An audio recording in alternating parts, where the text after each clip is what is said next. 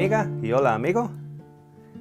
Vamos a comenzar en este proceso, en la serie Jarrones Rotos, de restauración de nuestras perspectivas acerca de nosotros mismos, que luego nos va a ayudar también a adoptar una nueva perspectiva de Dios, un Dios que te ama y un Dios que nunca en realidad te ha dejado, a pesar de todo aquello que ha pasado en tu vida, que ha roto tu jarrón. ¿Ok? Déjame comenzar con una experiencia mía de años atrás, cuando era un adolescente. Jugaba al ajedrez. Jugaba en un pequeño club de ajedrez y jugábamos, nos creíamos profesionales rusos. Jugábamos con el reloj y íbamos cambiando las piezas rápido y jugábamos pequeñas competiciones locales. Recuerdo una experiencia que me ha ayudado a lo largo de los años a interpretar un poquitito las realidades y los eventos que venían en mi vida. Estaba sentado en una de estas pequeñas competiciones locales y estaba jugando al ajedrez contra otro joven. Y de repente había gente detrás, en el público, y escuché a alguien que dijo: "Ah, si mueve cierta pieza, en 3 movimientos, Oscar gana por jaque mate". Y yo lo escuché. Así que me puse a mirar la jugada, y meditar la jugada, y meditar la jugada. Y ¿saben qué? No lo veía. Y empecé a escuchar un rumor. Detrás de mi hombro había otra gente que ya la había visto la jugada, y yo me estaba desesperando. Porque evidentemente alguien veía que yo podía ganar esa partida en 3 movimientos. Y sin embargo estaba tan metido en la jugada que no era capaz de verlo. ¿Saben lo que hice? Decidí levantarme y fui atrás donde estaba este grupo en el público y me senté con ellos. Pedí que me abrieran hueco y me senté con ellos. Y traté de mirar la jugada desde donde ellos lo vieron, desde donde ellos estaban sentados. Y tardé apenas 20 segundos y lo vi. Me levanté, me senté. Evidentemente para ese tiempo el otro joven ya estaba totalmente intimidado. Y hice ese movimiento. Y efectivamente en 3 movimientos gané la partida. Muchas veces, amigo y amiga, estamos tan metidos en el mundo que nos hemos creado en nuestras cabezas, que incluso nuestras vidas han creado para nosotros, por los eventos que nos han sucedido, que nos cuesta dar ese pasito atrás o esos 3 pasitos atrás y mirar la situación desde otra perspectiva. Al fin y al cabo, cuando hablamos de que tú tienes razón o yo tengo razón, son simplemente perspectivas. Una perspectiva no es verdad, es simplemente una perspectiva. En realidad es falso decir tú tienes tu verdad y yo tengo mi verdad. Deberíamos decir tú tienes tu perspectiva y yo tengo mi perspectiva, porque una perspectiva no puede ser verdad, porque tan solo ve un área de la realidad. Es como aquellos ciegos que quisieron describir a un elefante. Y uno le agarró la cola al elefante, el otro le agarró la trompa al elefante, otro le agarró la oreja al elefante y otro le agarró la pierna del elefante. Y cada uno de ellos describían al elefante de diferente manera. Los 4 de ellos eran ciegos. Y los 4 de ellos, en realidad, podían describir a su elefante tal y como ellos lo interpretaban, en su perspectiva. Lo que quiero empezar a ilustrar para ti es de cómo poder dar 2 o 3 pasos atrás y empezar a mirar tu vida desde una perspectiva que nunca antes la has visto. Déjame ilustrar. Aquí en la pizarra tengo un ejercicio que me gustaría que hicieras. ¿Ok? Cuando llevo estos programas o estas charlas allá en Australia, o incluso con muchos de mis pacientes, les doy el mismo ejercicio que te estoy dando a ti. ¿Ok?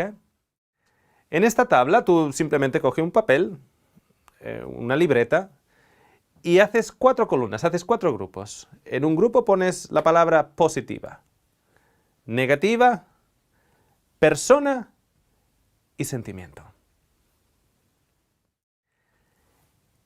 Tienes diferentes maneras de hacer este ejercicio. Te digo cómo yo lo hice. Yo lo escribí en un papel, doblé el papel, cogí un lápiz pequeñito, me lo metí en el bolsillo. Y a la mañana tengo la costumbre, allá donde vivo, de salir a caminar como por 40-50 minutos. Me llevo a mi perrita, Mila, y vivo en una zona rural y normalmente salgo a caminar. Como te dije en el primer programa, soy cristiano. Tengo que añadir esto. Salgo a caminar y voy hablando. Hablando en alto. Y hablo en alto con Dios. Con el Dios que está en el cielo. Y hablo en alto. Entonces lo que hice fue lo siguiente. Yo llevaba mi libretita, o sea, mi papelito, con esta tabla. Positiva, negativa, persona, sentimiento. ¿Qué quiere decir? Necesitamos encontrar entre 7 a 10 o entre 5 y 10 eventos en nuestras vidas en la infancia o en la adolescencia que han marcado el concepto que tenemos de nosotros mismos en relación a la valía. ¿Cómo nos sentimos valorados o de qué manera tenemos valor o nos sentimos que tenemos un precio justo, un precio alto y valorado en realidad? ¿Okay? Así que yo salí caminando y dije, Dios,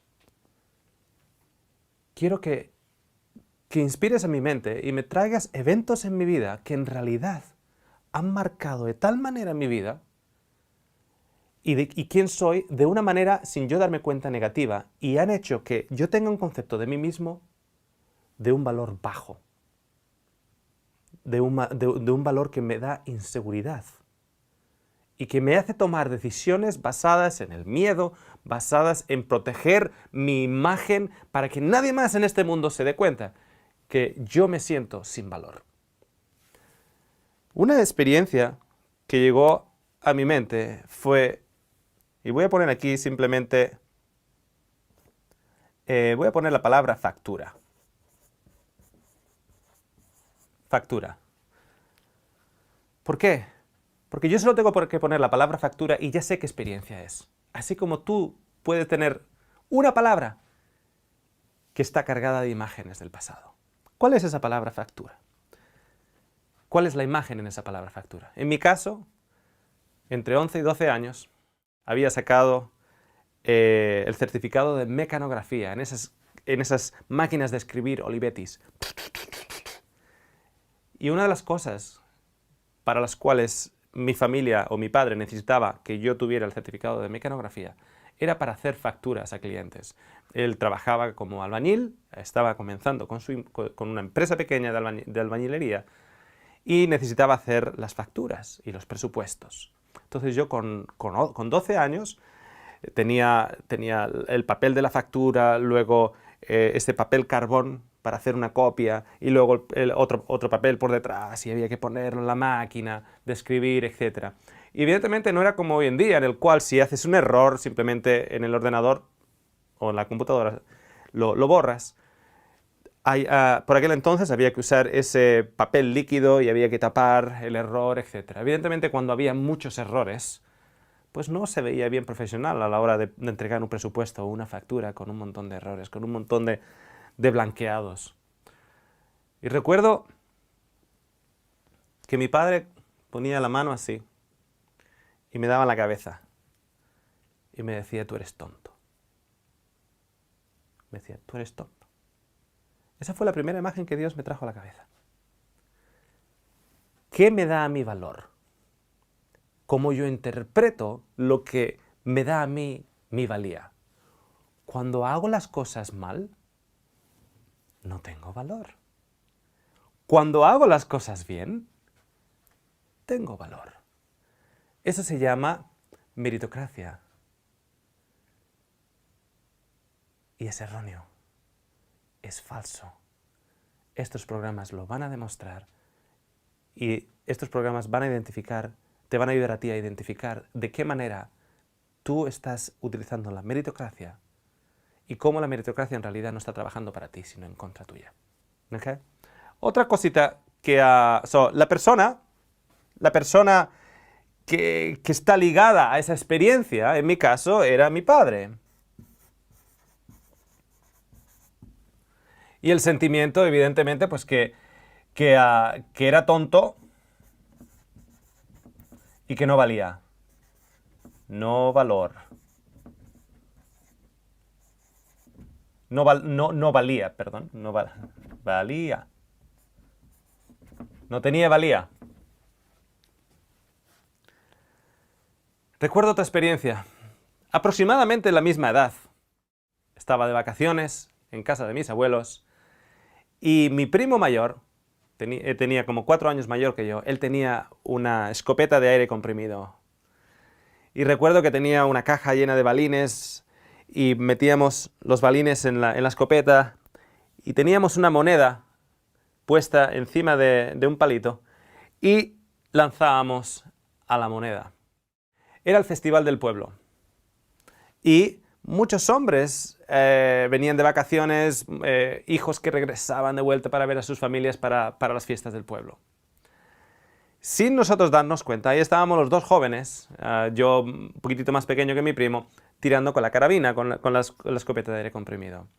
Y de repente los adultos, los hombres, salen de comer y salen con su puro y con su copita y empiezan a arrimarse a donde nosotros estamos jugando. Bien, como el hombre en realidad no deja de ser niño, enseguida alguien le pidió la carabina a mi primo y decidieron tirar hacia la moneda. Y luego otra persona. Al final dijeron, bueno, vamos a hacerlo esto un poquitito más formal, más oficial. Y lo que vamos a hacer es, vamos a poner, por aquel entonces sería 25 pesetas. Vamos a poner 25 pesetas por cada balín, por cada munición. Y cada cual que quiera jugar a esto va a poner 25 pesetas. Entonces mi primo, recuerdo que mi primo me quería mucho y puso 25 pesetas por mí. Entonces yo tiré, le di la moneda, mi primo tiró, le dio la moneda y muchos hombres empezaron a tirar. Claro, en el centro se estaba almacenando esta cantidad de dinero. Por aquel entonces, en España, el servicio militar era obligatorio y todos esos hombres habían hecho el servicio militar. De todos ellos, había uno que había hecho no solo el servicio militar, pero alguna rama de fuerzas especiales. Había hecho paracaidismo, había hecho más que lo habitual para el servicio militar. Y era una persona que se le veía bien orgullosa, se le veía bien exaltado con su categoría de disparador. ¿Okay? Entonces, cada vez que él tiraba y cada vez que le daba la moneda, nos seguía contando la historia de cuán buen tirador era, etcétera, etcétera. Según las rondas iban pasando, gente empezó a fallar. Y según fallaban, pues ya no tenían la oportunidad de seguir poniendo 25 pesetas y seguir tirando. Hasta el momento en el cual mi padre falló también. Y luego nos quedamos, ese hombre, mi primo, mi tío y yo. A mi primo se le acabó el dinero para poner para mí. Mi padre puso un dinero para mí. Hicimos la ronda, yo le di, mi primo le dio, el orgulloso tirador le dio, el de las fuerzas especiales le dio a la moneda y mi tío falló. A la siguiente ronda, mi primo falla. Y solo nos quedamos él y el chico de 12 años.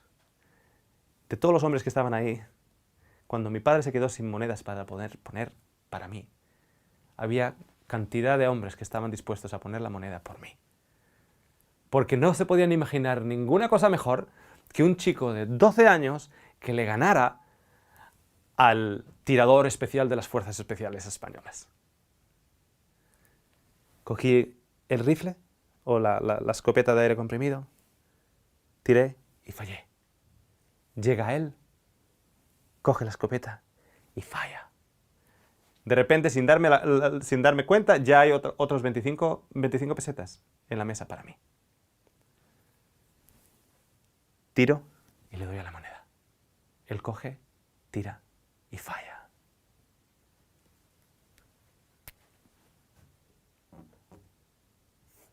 Escopeta.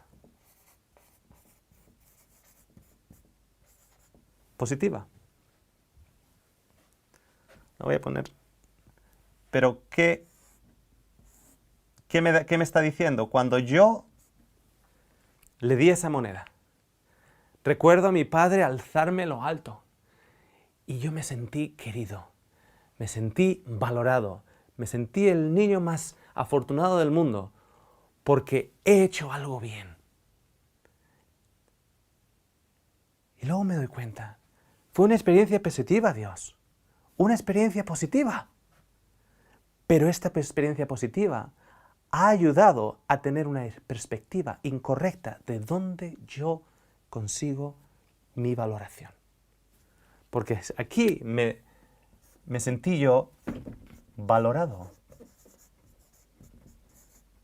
Me sentí valorado con la experiencia de la escopeta. Sin embargo, a pesar de sentirme valorado, esto está empezando a crear en mi mente una meritocracia que luego, según los años vayan pasando, va a causar que mis decisiones en la vida estén basadas en mi necesidad, en mi llanto interno de querer ser valorado. Eso va a influir en el tipo de carrera o oficio que yo voy a elegir. Va a influir en el tipo de servicio que yo voy a dar a la comunidad y qué es lo que ese servicio me va a aportar a mí y de qué manera yo voy a alcanzar esa valoración. ¿Ok? Seguí caminando y hablando con Dios y apuntando en la lista.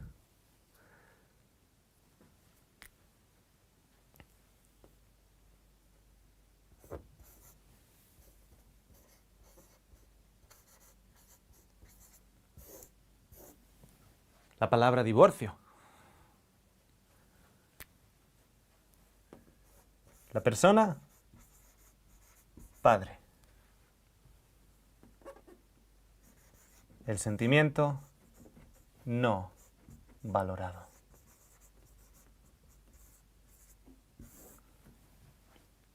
Tenía 17 años. Y mi padre se iba a ir de la casa.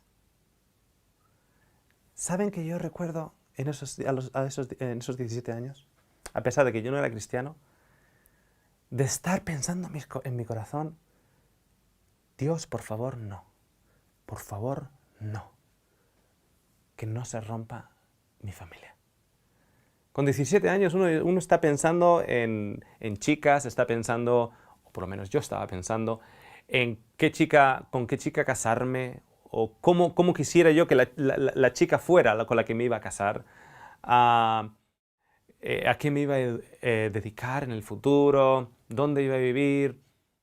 Diferentes cosas que hasta cierto punto yo añoraba que ocurrieran en un futuro. O sea, para mí con 17 años, el tener a mi padre y a mi madre en Navidades junto a mis hijos y mi esposa, a pesar de que en ese momento yo no sabría ni quién iba a ser mi esposa, no estaba en los planes, no había ninguna chica que en ese momento estuviera en los planes. Pero sí que estaba esa idea en mi cabeza, esa imagen de poder sentarme en la mesa de Navidad con mi padre, con mi madre, ya más viejitos. Esa imagen se iba a destruir. Y yo recuerdo hablar con un Dios al que yo no conocía y decir que no permita que esto ocurra. Pero ocurrió. ¿Saben lo que eso afectó a mi relación con un Dios que yo no conocía? Evidentemente, ni te conozco y posiblemente tampoco existas. Porque si mi hijo me pide las cosas de la manera que yo te los pedí a ti, yo haría todo lo posible para dárselos. Y yo te pedí que no permitieras que mi padre se fuera de casa. Y se ha ido.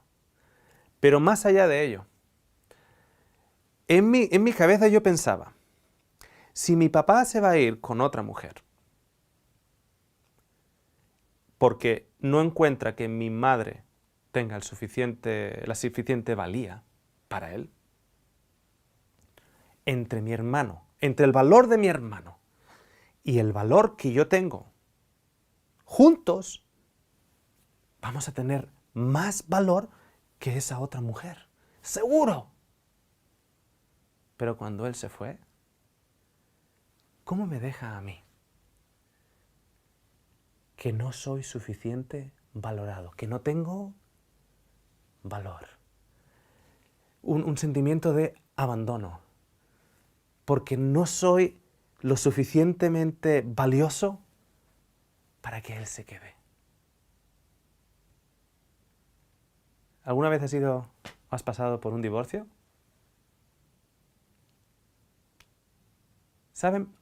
La perspectiva que yo tenía era la perspectiva de un chico de 17 años. La perspectiva que Dios me dio según empecé a caminar. Ese día, cuando la palabra divorcio apareció en la lista, empecé a mirar la perspectiva de mi madre. Una mujer a la cual la abandonan por otra mujer. ¿Cuál es la perspectiva que le queda a ella? ¿Cuál es su valía? Ella no vale. Ella entiende que no vale, que algo tiene que haber mal en ella, porque si no fuera por ella, por su poco valor, por su poca valía, el esposo no se hubiese ido por algo que evidentemente va a ser mejor. Nosotros cambiamos de coche o cambiamos de auto por uno mejor. Abandonamos el auto antiguo por uno mejor. Si compramos una casa nueva es porque va a ser mejor que la casa vieja. Si mi esposo me abandona, si mi esposa me abandona, me está abandonando por alguien mejor que yo. Entonces, mi valía está condicionada a un evento. Y es una respuesta a un evento. Es una respuesta si hago las cosas buenas o si hago las cosas malas. ¿Qué les suena eso? Esa es la definición clásica, el concepto mental que mucha gente tiene acerca de la religión. Si eres bueno, vas al cielo. Si eres malo, vas al infierno. Es el mismo estado. Es meritocracia. Y no es cierto. Es tan solo una perspectiva.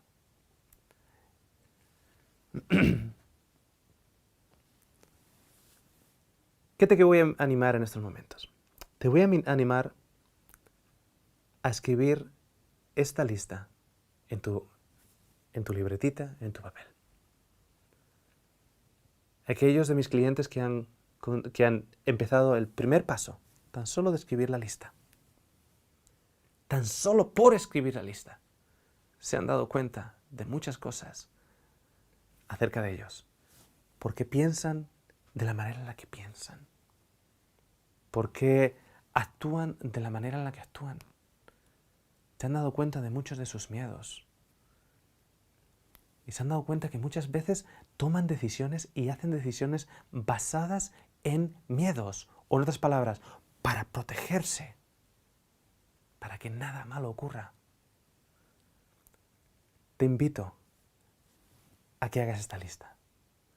Y puede que tú que me estás escuchando, tú tampoco conozcas a Dios como yo no lo conocía cuando tenía 17 años. Puede que no te interese en esa lista, creando esa lista, caminar por la calle, hablar a Dios en un lugar donde no te vayan a escuchar los vecinos y decirle, quiero que según yo hablo o según yo estoy buscando en mis álbumes de fotos antiguos en mi cabeza, de eventos que han causado en mi vida mi concepto de cómo me valoro a mí mismo, puede que no te interese incluir a Dios.